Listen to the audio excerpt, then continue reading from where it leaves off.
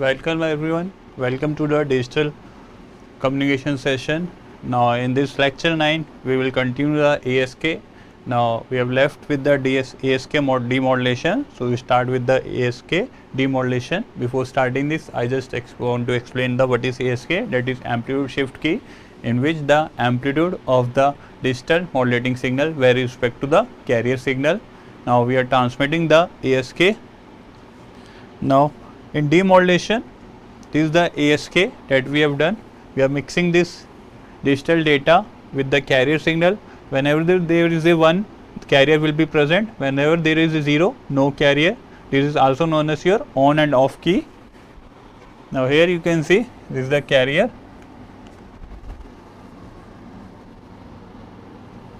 If the carrier is present, and this is the no carrier, on and off key. Now in the demodulation technique, demodulation can be done by the two methods, that is coherent and non-coherent. Now first of all, what we will see what is coherent and non-coherent. Now coherent technique, when we are using the same carrier that we have used at the transmitter end for the demodulation process, that is known as your coherent receiver. Here you can see we are using the same carrier cos omega ct that we have used for the transmitter end. So this is become the coherent receiver.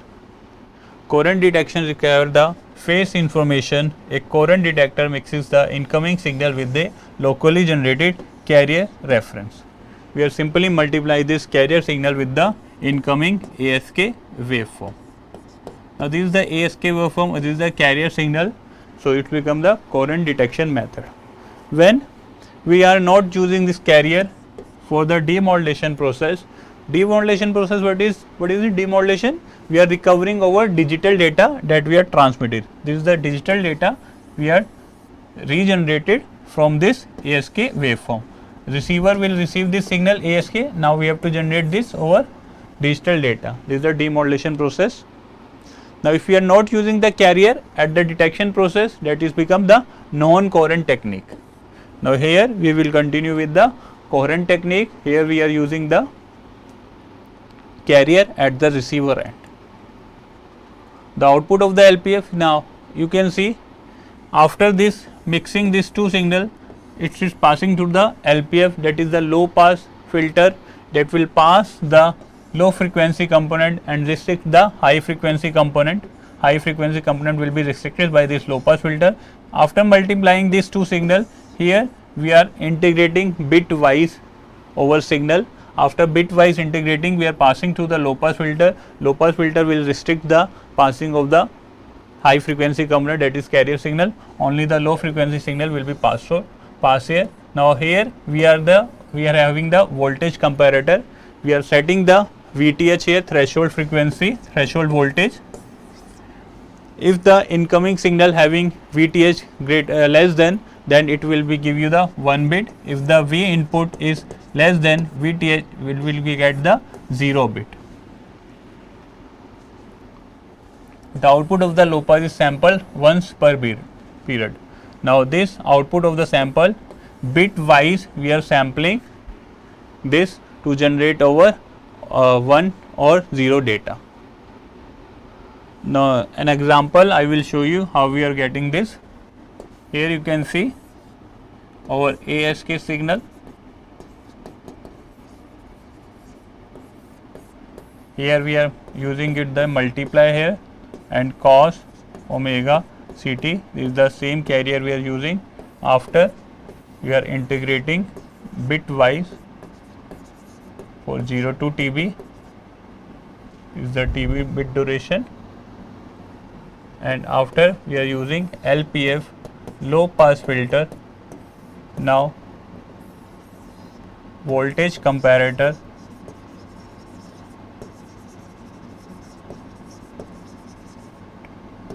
and last we are getting our digital data. Now here you can see what is the equation here, A cos omega ct. When 1 bit is there, this will be the equation. When 0 bit is there, the equation is 0, right. this will multiply with this equation. At this point we are getting a square cos square omega ct. Now we have to integrate it. A square cos square omega ct dt for 0 to tb. Bitwise we are integrating. A square will be come out cos square 1 by 2 1 plus का cos 2 omega ct dt, right. It will be a square by 2 plus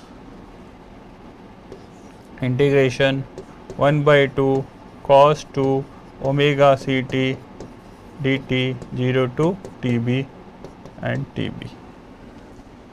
We are separating these two components. We are expanding the formula of cos square omega ct. Now this term will be passing through this low pass filter. Now low pass filter will restrict this high frequency component. It will be blocked by the low pass filter. Only this term will be the pass. Here we are getting the a square tb by 2. Now this is our threshold frequency, threshold signal. Now the voltage comparator, that is VTH, if our V input is greater than this VTH, we will receive 1 bit.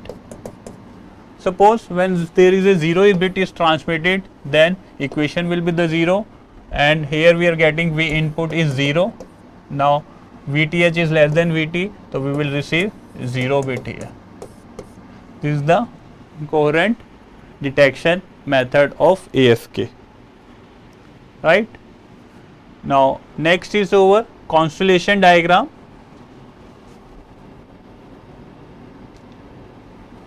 Just a minute.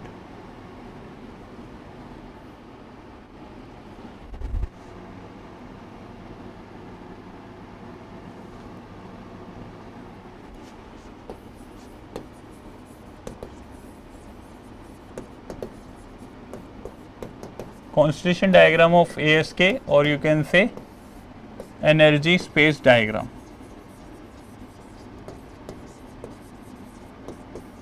Now what is it? Energy space diagram, or you can say constellation diagram. It helps us to find out the distance between the two symbols that we are transmitting, 0 and 1. Now it will be calculated in terms of energy. That will also help us to find out the probability of error of different modulation techniques for AKGEC, FSK, PSK, so that we can compare this different modulation scheme, AKGEC, FSK, PSK. Now for symbol 1 there is some voltage there, for symbol 0 there is no voltage there. This will give you the distance between the symbol. Now how is this? The distance will be related to probability of error.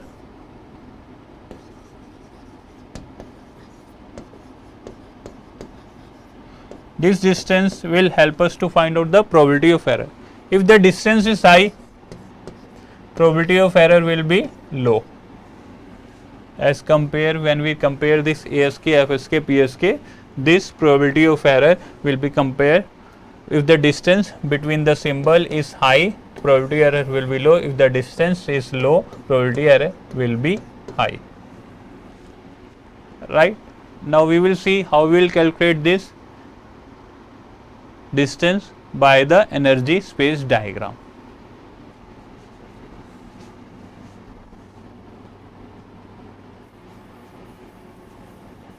Now first we will write the equation of AKGEC here in terms of energy.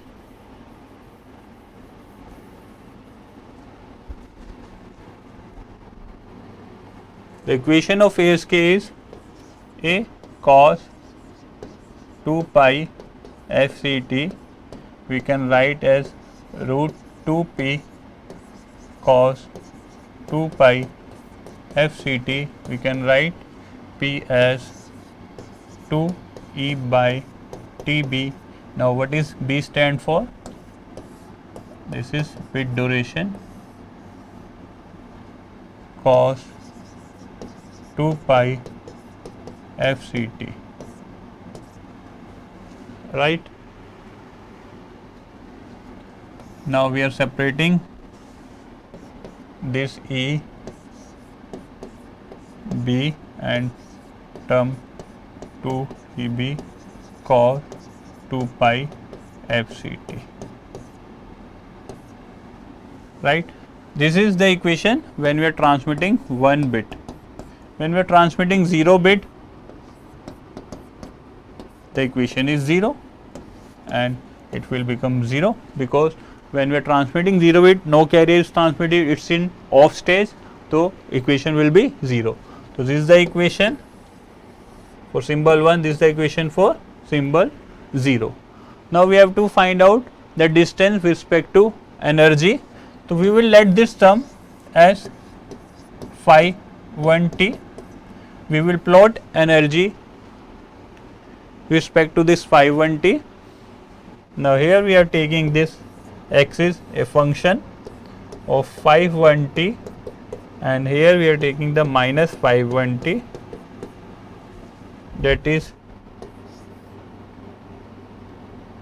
2 by Tb cos 2 pi FCT, and here is the minus 2 by Tb cos 2 pi FCT.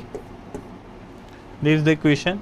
Now when the symbol 1 is transmitted, now the energy is carrying by this is root EB.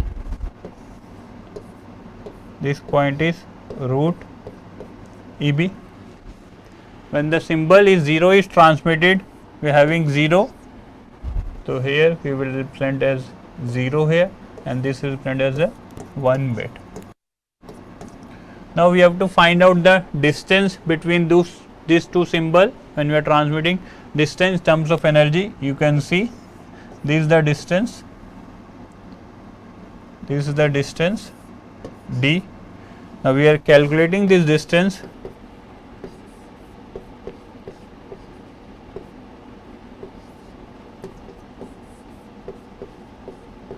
Here is the distance you are getting, root EB. The distance between the two symbols, that is root EB, d equal to root EB. So as the distance increases, our probability of error will be reduced. If this distance is increases, we can conclude that probability of error will be decreased. For now, we will, when we do the FSK and PSK, we will calculate this distance, and we can compare the distance with other modulation schemes, and we can conclude with that the probability of error should be increased or decreased depending on the distance, right?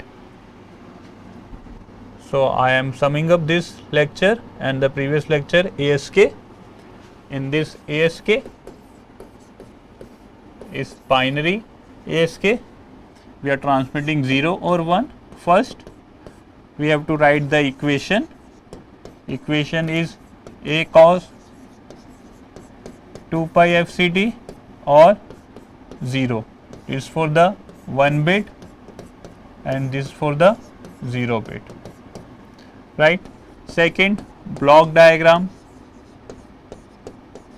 Block diagram of ASK, we are simply mixing two signal, that is unipolar NRZ and carrier, and it will give you the ASK. Third, waveform. We have done in the previous section of the waveform. It will be like on and off key. Suppose our data is 1, 0 and 1. This type of waveform is coming out for the ASK. Fourth point, we have calculated the bandwidth of ASK, that is 2 by TB, or you can say 2 FB, or you can say 2 RB. right. Fifth, we have done the coherent detection method, demodulation, when we are using the same carrier at the receiver end. We are multiplying this ASK waveform with the carrier, and that it's passing through the LPF and voltage comparator VC, and then we are getting the digital data. The fifth point. Sixth point is energy space diagram that we have calculated, that is D is coming out root EB, bitwise distance, that is root EB. And last is advantages and disadvantages of ASK. That's it for the today's session. In next session we will continue the different modulation techniques, that is FSK and PSK, and later on when over M is greater than 2, means we are transmitting more than 2 symbol.